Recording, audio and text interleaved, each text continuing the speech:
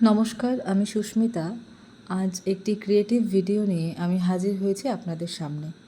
এই স্লেটটির অর্ডার আমার কাছে আসে এই স্লেটটিকে হাতে খড়ি দেওয়ার জন্য, এর ওপরে একটু ডিজাইনের জন্য।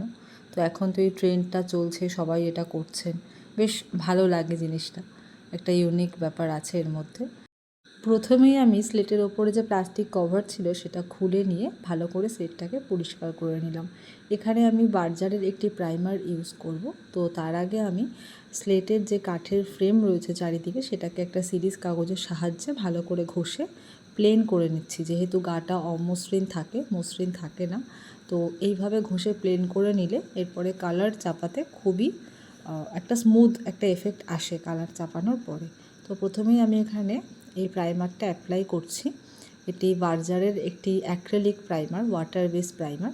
তো এই প্রাইমারটা খুবই ভালো, সেটাকে আমি এখানে ভালোভাবে অ্যাপ্লাই করব। আর এটাকে একটু তাড়াতাড়ি করার জন্য, যেহেতু একটু আর্জেন্ট ছিল কাজটা, আমি এখানে হেয়ার ড্রায়ার দিয়ে ভালো করে এটাকে শুকিয়ে নিচ্ছি।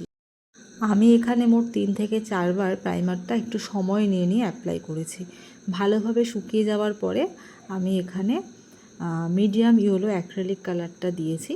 আর তারপরে আমি রেড কালার দিয়ে কিছু কলকা করে নিচ্ছি। প্রথমে পেন্সিলের সাহায্যে আমি কলকাগুলোকে ড্র করে নিয়েছিলাম।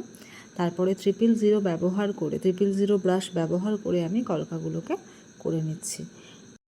এরপর আমি হোয়াইট অ্যাক্রিলিক কালার দিয়ে স্লেটের চারিদিক দিয়ে একটা বর্ডার করে নিচ্ছি এবং স্লেটের মধ্যেও ছোট ছোট কিছু কলকা করেছি। এখানে এই প্রত্যেকটি কলকা আমি আগে পেন্সিলের সাহায্যে এঁকে নিয়েছি, তারপরে 000 ব্রাশ ব্যবহার করে এই কলকাগুলোকে আমি আস্তে আস্তে করে নিচ্ছি। এরপরে আমি গ্লু গানের সাহায্যে স্লেটের দুপাশে কিছু কড়ি লাগাচ্ছি। যে কড়িগুলো লাগানোর পরে কিন্তু স্লেটটা দেখতে আরও বেশি সুন্দর লাগছিল আমার কাছে। আর এরপরে একটি কাপড় আমি একজন টেলারের কাছ থেকে ভালো করে এরকম কুচি দিয়ে সেলাই করিয়ে আনিয়েছি, আর সেটাকে স্লেটের চারিদিক দিয়ে গ্লু গান দিয়ে লাগিয়ে দিচ্ছি। এই কাপড়টা দেওয়ার পরে স্লেটটা দেখতে আরও অনেক বেশি সুন্দর লাগছিল, একটা ভরাট ব্যাপার এসেছিল কাজটার মধ্যে। তো এরকম ধরনের কাজ আমি প্রথমবার করলাম, কাজটা করতে আমার খুবই ভালো লেগেছে, খুব ইউনিক একটা কাজ।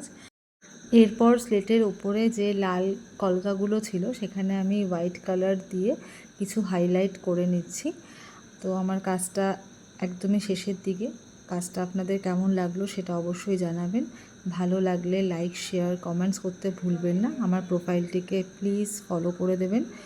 সবাই খুব ভালো থাকবেন। সকলকে অনেক অনেক ধন্যবাদ আমার ভিডিওটি দেখার জন্য। খুব শিগগিরই দেখা হবে আবার নতুন কোনো একটি ক্রিয়েটিভ কাজের সাথে।